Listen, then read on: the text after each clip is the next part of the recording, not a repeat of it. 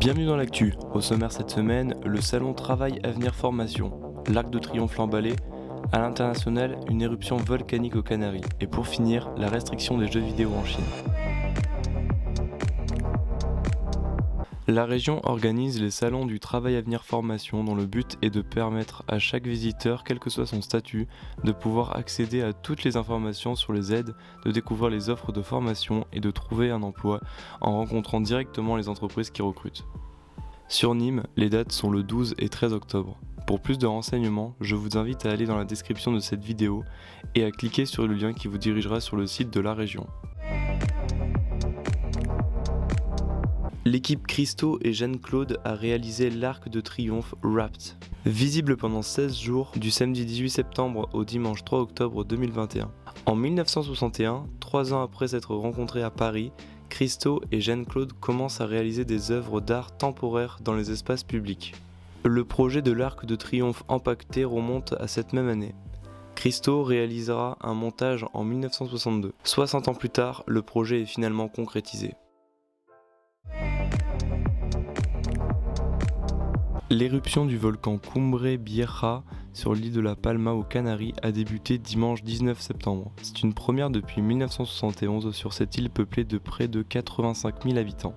Selon un nouveau bilan du mercredi 22 septembre, 320 bâtiments ont été détruits et 144 hectares de terrain atteints par la lave. Coge el volcán, dices algo por aquí y acaba con toda tu vida prácticamente. Ahí no hay nada que hacer, es la naturaleza, y ya está. Y seguimos mirando hacia ahí, eso no nos lo creemos, y seguimos pensando que nuestra casa está debajo de ese volcán. Y aunque ya la casa no esté, sigue siendo mi pueblo, mi barrio y mi gente.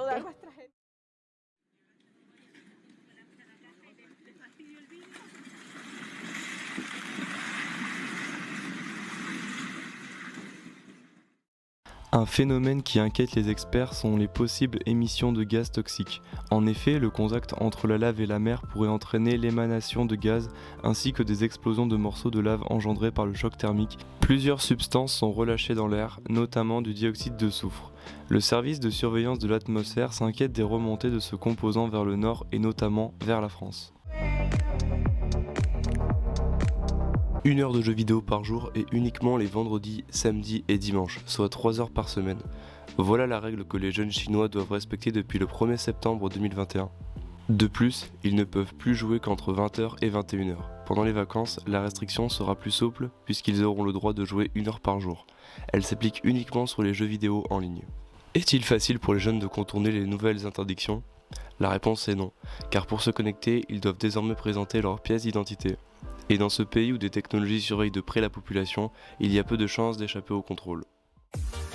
Merci à vous d'avoir été présents durant cette actu, n'oubliez pas le like, le commentaire, le partage et à vous abonner pour nous soutenir et ne rater aucune de nos vidéos. A très vite.